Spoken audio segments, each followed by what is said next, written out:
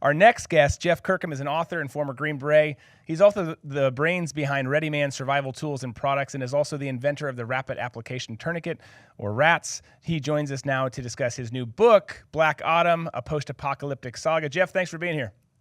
Hey, man, thanks for having me on. I appreciate it. Absolutely. It's great to have you. So I'm going to read a blurb here for this book that comes out next week for the audience, just so they know what we're talking about ahead of the questions. This is the synopsis. A rogue Russian nuke sails toward the harbors of Los Angeles in the hull of a ramshackle sailboat. Without destroying a single building, the bomb shatters the latticework of the American dream, toppling one piece of the economy after another.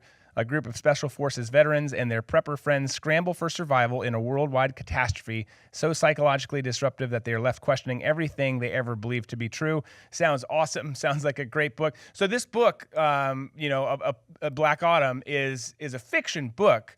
But as you write it and as the readers consume it when it comes out next week, and we'll tell you where to get it at the end of this segment here, how much of it's true? How much of it's reality? How much of it's fiction? How much of it's reality? Does it blend together a little bit? Whenever you write anything, you're always drawing from your own personal experience, because that's how you make it interesting. That's how you do your character development. That's how you make the story believable. And so, yeah, there's a bunch of parts that are in there from my former life, having been in special forces, that we interjected into the future. Obviously, we dress some of the stuff out there, but to make it interesting.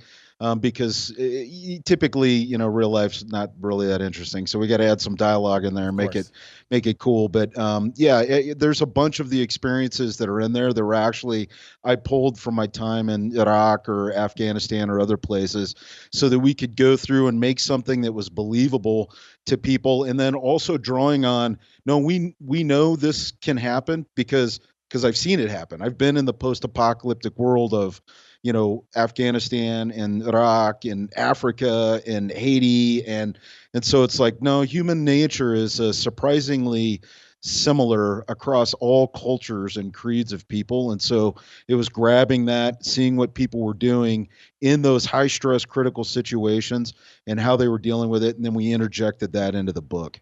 I love it. Well, and you're right. I mean, having served in government too, you always have to add a little popcorn, a little bit of sizzle there for people, because it just is. There's those quiet times where it's like, well, we can't put the writing reports time in there and all that. So preppers, obviously post-apocalyptic preppers play a big role in this book.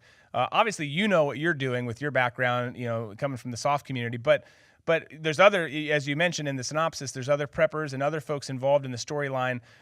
How much do they get it right? Do they nail it in terms of their response to all that's going on around them? Is there some learning curve? What should the audience expect, without giving too much away, of course? What we wanted to do with the book was we wanted to, the genesis of the book was my co-author, Jason, came to me. He'd never been in the military, he'd never been a police officer or anything, but he's very, very accomplished outdoorsman. He's been all over the world hunting and lived in the outdoors exclusively. Anyways, and he's a dyed-in-the-wool prepper and survivalist because he finds that stuff fascinating.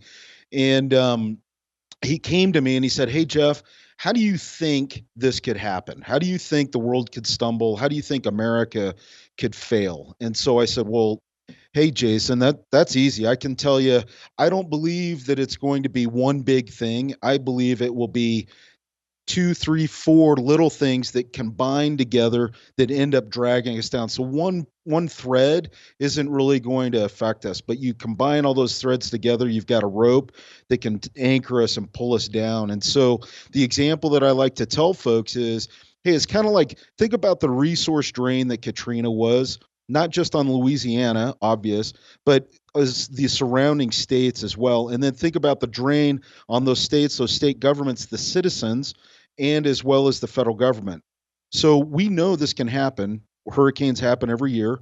Some of them are worse than others.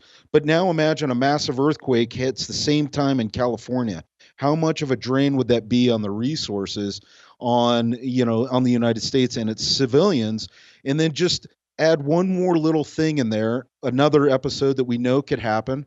The Russians or the Chinese or some fat kid in his basement with a computer hit the button and all of a sudden start shutting down a few of our power stations or disrupting the power grid.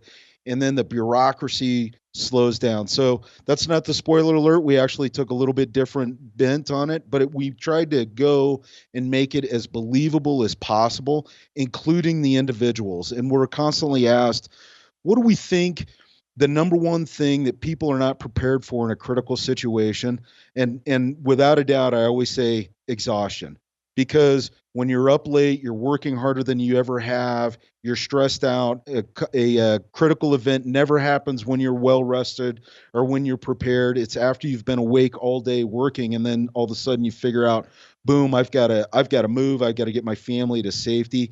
And it's just that level of exhaustion. And we've actually heard that time and time and time again through people that we've spoken to that have lived through the hurricanes and and these earthquakes. They're just like, man, I was so tired.